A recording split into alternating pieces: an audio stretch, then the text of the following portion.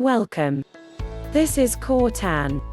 Today's reading is about autoimmune disease. What is alopecia? Alopecia areata is a common autoimmune skin disease, causing hair loss on the scalp, face and sometimes on other areas of the body. Alopecia is hair loss or balding. It may happen on any part of the body. There are many types of alopecia. Some types cause temporary hair loss and your hair will grow back.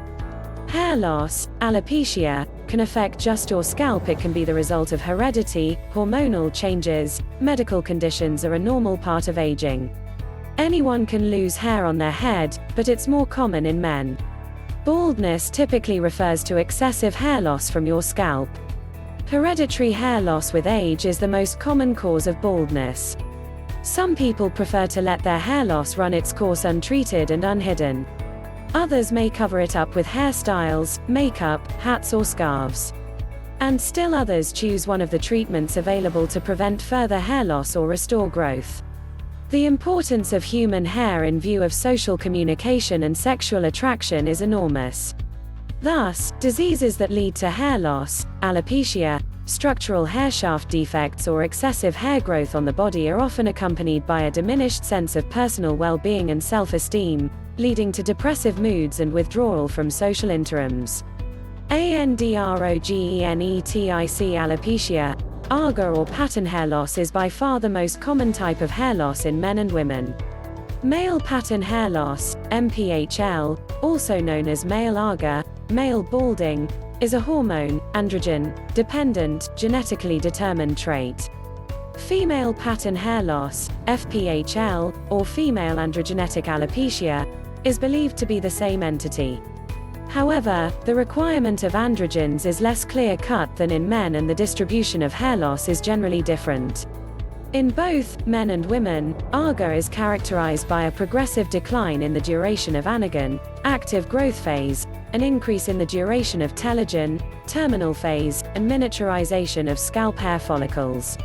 Men, estimates of the prevalence of AGA vary widely. Most men will develop some degree of a recession of the hairline during their lifetime. Some hair loss is seen in around 50% of men and women beyond 40 years of age. The risk of male pattern baldness depends on the family history in the father, the mother, or the maternal grandfather. Men whose father had hair loss were twice as likely to have hair loss as men whose father showed no hair loss. Ethnic variation in the incidence of AGA has been reported. AGA seems to be 4 times less frequent in men of African ancestry, around 3 times less frequent in Korean men and approximately 1.5 times less frequent in men originating from China, Japan or Thailand. Women, female pattern hair loss, FPHL, is less common than male pattern hair loss, MPHL, but shows a similar age-related increase in frequency and severity. However, the condition can start as early as the prepubertal period both in men and women. Around 40% of Caucasian women have developed some degree of FPHL at age 70. FPHL seems to be less frequent in Asian women. A telogen hair does not grow and is shed from the follicle after about 12 weeks. What are the causes of alopecia? The cause of alopecia areata is probably an autoimmune reaction. This means the body's immune system incorrectly attacks the body's own cells. In the case of alopecia areata, the cells under attack are in the hair follicles, structures that grow hair, especially follicles within the scalp. A healthy immune system defends the body against disease and infection. But if the immune system malfunctions, it mistakenly attacks healthy cells, tissues, and organs. Called autoimmune disease, these attacks can affect any part of the body, weakening bodily function and even turning life-threatening. Scientists know about more than 80 autoimmune diseases. Some are well known, such as type 1 diabetes, multiple sclerosis, lupus, and rheumatoid arthritis, while others are rare and difficult to diagnose. With unusual autoimmune diseases, patients may suffer years before getting a proper diagnosis. Most of these diseases have no cure. Some require lifelong treatment to ease symptoms. Autoimmune diseases are affecting more people for reasons unknown. Likewise, the causes of these diseases remain a mystery. Studies indicate these diseases likely result from interactions between genetic and environmental factors. Gender, race, and ethnicity characteristics are linked to a likelihood of developing an autoimmune disease. Autoimmune diseases are more common when people are in contact with certain environmental exposures. When you have an autoimmune disease, your immune system misidentifies healthy tissues and organs as being foreign. This causes the body to produce antibodies that attack your body's own tissues. Your symptoms might come on quickly or gradually. You may feel overwhelming fatigue, crippling pain, and debilitating weakness. Or you may feel dizzy and have brain fog. You may feel miserable, like you're on a roller coaster of good days and bad days with no end in sight. These diseases can be frustrating and isolating, but each experience is unique. But all autoimmune diseases share one common theme: an out-of-sync immune system that has turned inward, attacking parts of the body as if they were foreign invaders. Your immune system is crucially important, serving the purpose of protecting your body from infections and bacteria. But when its functions are out of balance, your immune system can become dangerous.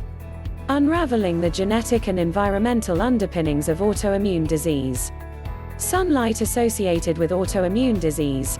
This study suggests exposure to ultraviolet radiation from sunlight may be connected to the development of juvenile dermatomyositis, an autoimmune disease associated with muscle weakness and skin rashes.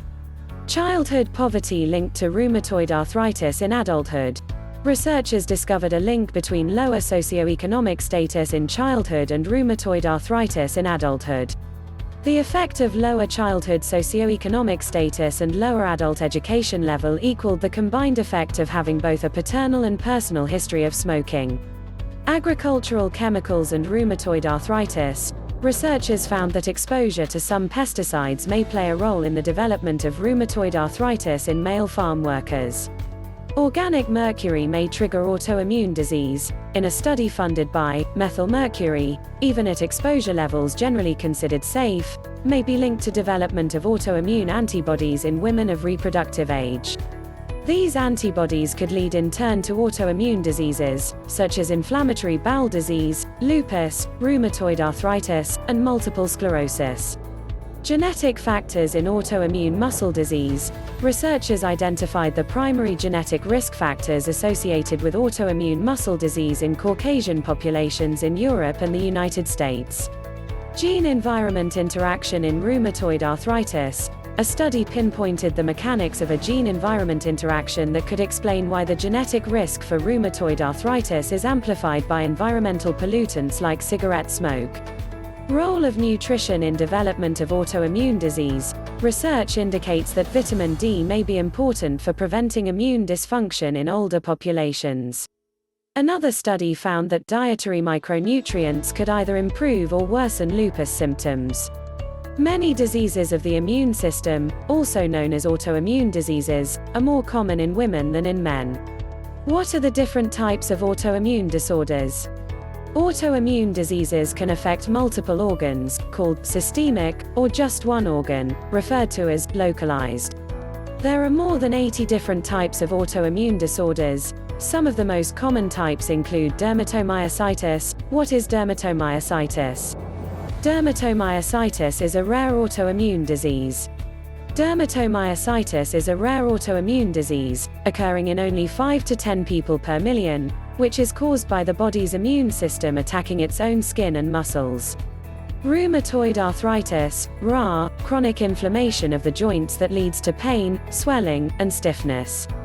Lupus, SLE, a systemic issue that affects the skin, joints, kidneys, brain, and other organs and can manifest in fatigue, joint pain, fever, and a rash.